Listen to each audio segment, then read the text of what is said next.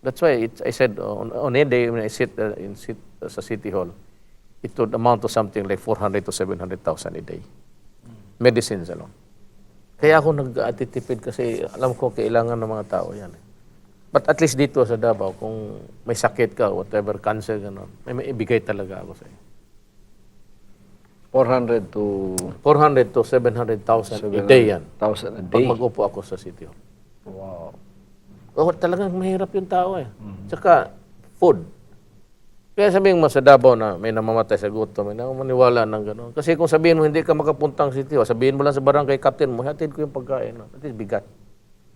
Nobody dies of hunger in the city. That's why I said I'm taking care, extra care of the funds so that I can respond to the needs. Mainly, it's really, government is for those who have lost hope, for the defenseless and for the helpless. Yan lang ang trabaho ko.